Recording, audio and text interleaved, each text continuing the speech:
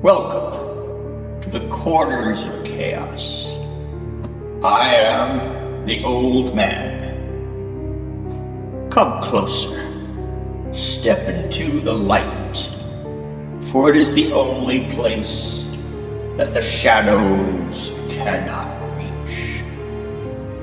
What brings you here to the Corners of Chaos today? To travel so far with such treacherous conditions to this impossible place? What brings you here? Are you looking for physical power to destroy your enemies? Esoteric knowledge to outsmart them? Or perhaps you are looking for perfection? No. I know what you seek. You seek the path to immortality. A place where pain and suffering and disease have no hold upon you, where death itself is conquered. Though I am but a mortal, I have significant knowledge thanks to the Corners of Chaos. I know how to achieve that immortality. It is through the grandfather himself, Nurgle. He can show you that path to immortality. He can give you that which you are seeking. Although by the end of it, you may not want it. So come closer, and I will tell you about Nurgle, the grandfather. I will tell you his origins. I will tell you his overall goal for you and the galaxy. I will tell you about his greatest champions, the Great Unclean Ones. And then I will tell you how the grandfather will win the great game, and he will establish his dominion throughout space and time. And if you join him, you can be immortal.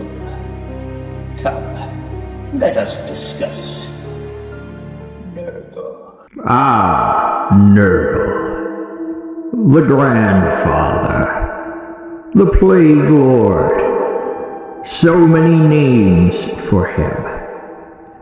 He was first introduced in 1986 in Warhammer Fantasy. He was one of the Chaos Gods. However, over time, Nurgle began to evolve.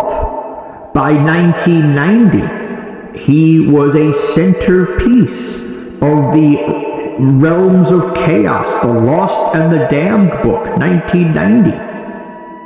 There they really fleshed him out, so to speak. Over time, he would become what we think of now. The grandfather, his manse, his claiming of the Death Guard, his garden, all of that would be explained over the next decade or so. Nurgle was based on a Mesopotamian god, Nergal. I think the writers of Games Workshop were looking for inspiration, and they got it. So what is Nurgle's goal? Obviously, to win the great game and to claim the galaxy, but there's more to it than that. Of the four gods, he is actually the most complex. With Khorne, it's one note. Blood for the blood god, skulls for the skull throne. For Slaanesh, excess, pleasure, extremes. Tzeentch may seem to be complicated on the surface, but that's not actually true. he is also very one note. Schemes within schemes within schemes. To the point where some people believe he has no real goal. He just enjoys the planning and the scheming and all the chaos that ensues. Nurgle, though, is something very different. On the surface, yes, he is the god of disease and decay. But there's more to it than that. According to the lore, and partly my own interpretation, yes, Nurgle is a god of disease and decay and ruination and everything else, entropy. But where does it come from? In the old days, they had said that he was born as a chaos god during the Middle Ages, when things like the Black Plague broke out in Europe. Now we know, obviously, that gods don't come in that way in the current editions of the game. However, it is very telling. He doesn't come in simply because of disease. He comes in because living beings become frustrated by disease and decay, that no matter what plans they have, no matter what contingencies they take, they're going to get sick, they are going to die. And that creates despair among mortals. And it is Nurgle who comes and answers those questions of existential despair. While he is the god of disease and decay, he is also the god of rebirth. That when something dies, it becomes food for insects and germs and maggots, and they will go on to spread from there. This endless cycle of life, death, and rebirth. And that is why Nurgle often appears as a jovial god, who really, quote-unquote, cares about his children. Of the four, it is Nurgle who's the most complicated. He appears to be one theme, but he's not. Somebody might embrace the grandfather because they are morbid and they want to spread suffering and disease. Others might join him based on the promise that this is the natural order of things. Do your part and you will be reborn. Very interesting lore for the grandfather. Before you now is my first Great Unclean One from the days of 3rd edition. While this model is small by today's standards, it was actually a large and hefty model back in the day, as it was made of metal. Me, being who I am, felt the need to do some conversions to the model, or kit bashing if you will. My old comrade Peter and I developed a series of conversions wherein you can see faces and bodies within the flesh of the Great Unclean One. Perhaps it is people he has consumed, soon to be zombies coming out of him. I just wanted a bit of disgusting body horror. Pete and I accomplished this conversion using the old Warhammer Fantasy zombies. I was pleased with the results of our labor. Pete would later call him Jimmy. That's right, Jimmy the Unclean One. The name stuck. I painted Jimmy the Great Unclean One using necrotic colors, most notably rotting flesh, bleached bone, red gore, vomit brown, bubonic brown, and pallid flesh, all the old Citadel paints from back in the day. At the time, it matched my Death Guard, and I have held on to Jimmy ever since. clearly a sentimental favorite for me. So Jimmy was my Great Unclean One for a few years. Then, in 2005, Forge World produced a massive new Great Unclean One. This model is simply a huge chunk of resin. It feels like a brick when you pick it up. I always loved the detail on this, blowing away the old Great Unclean One for sure. Although it did come with a hefty Forge World price tag. Luckily, I was given the Great Unclean One by my family at Christmas. I recall not painting it immediately, as I was unsure of the color scheme. I didn't want to repeat the old, but I also wanted something that would fit in with my army at that moment. After some deliberation, I went for a darker green skin color instead, something more necrotic looking. However, to offset and contrast with his darker skin tone, I did his intestines, veins, arteries in brighter colors. About 2 years ago, I decided to give him a new base and put on a ton of the new plastic Nurglings. Simply put, this Forge World Great Unclean One is an amazing model. Notice his smile, the tongue wrapped around the sword. It's a fantastic model that still holds up after 20 years.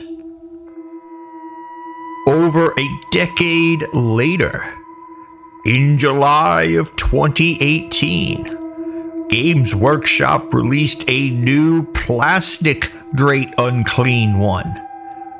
This Great Unclean One had multiple options, such as different heads, different weapons.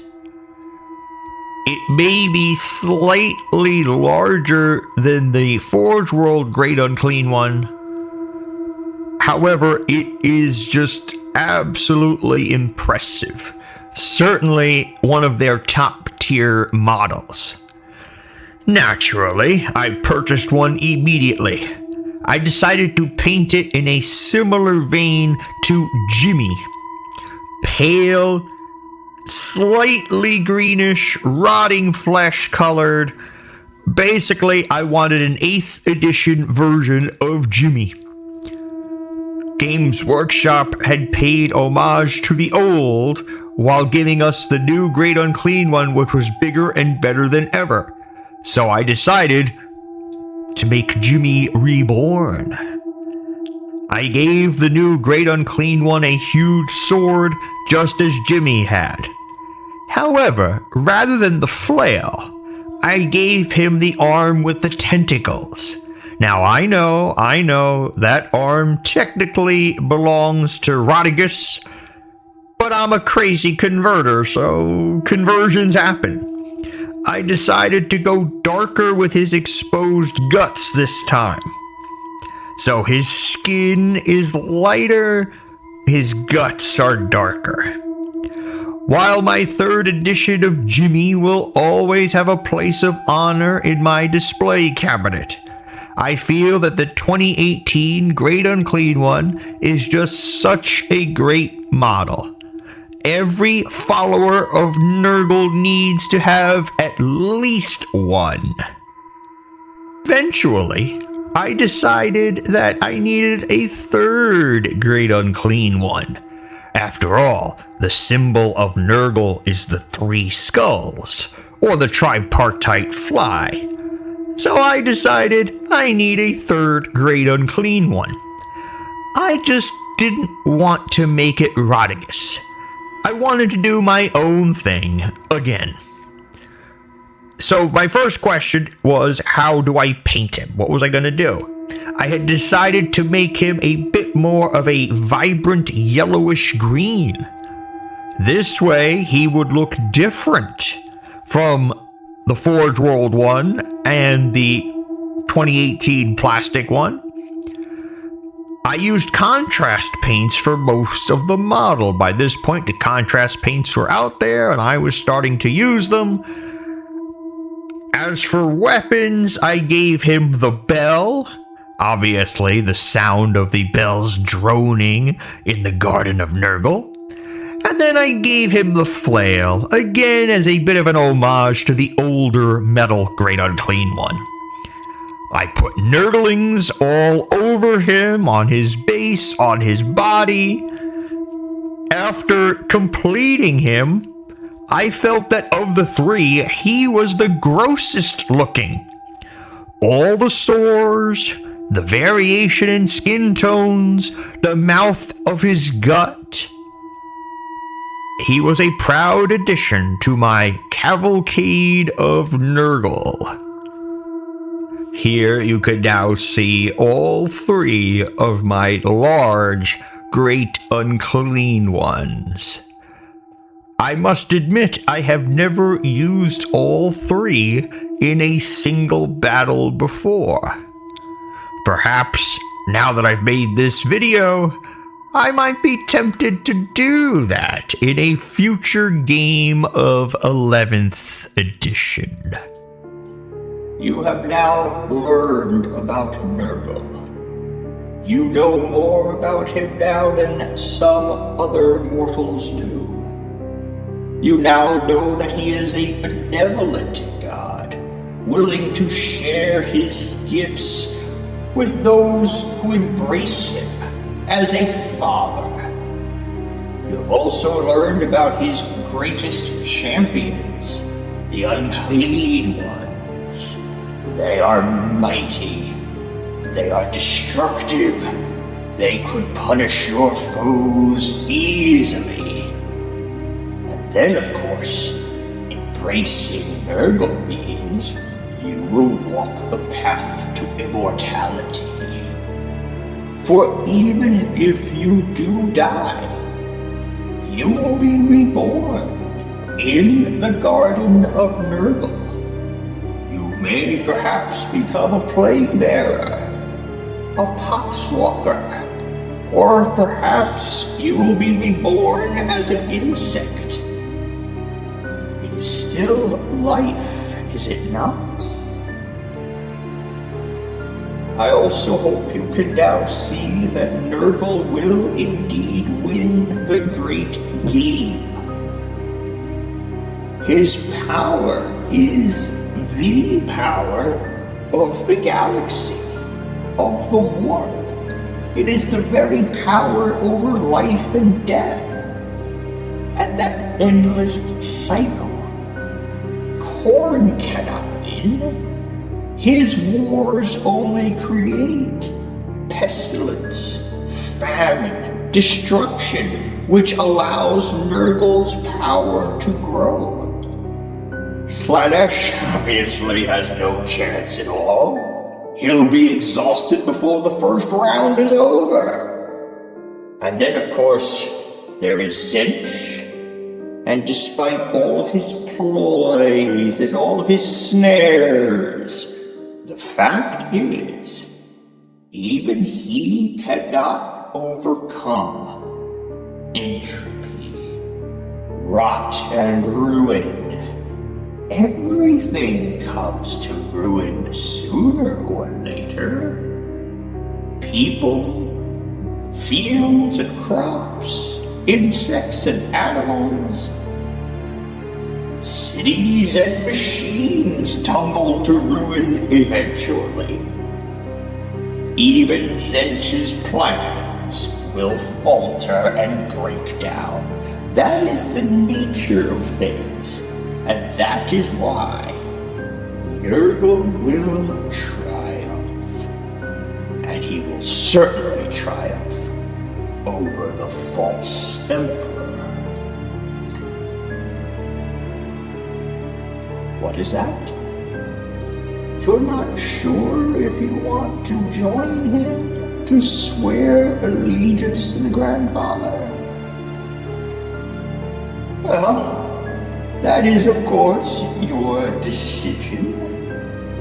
If you change your mind, the Grandfather is always listening, and he is always willing to bring his wayward children back into the fold. As for me, I will still be in the corners of chaos. If you would perhaps change your mind. Just remember the wisdom as you go out there.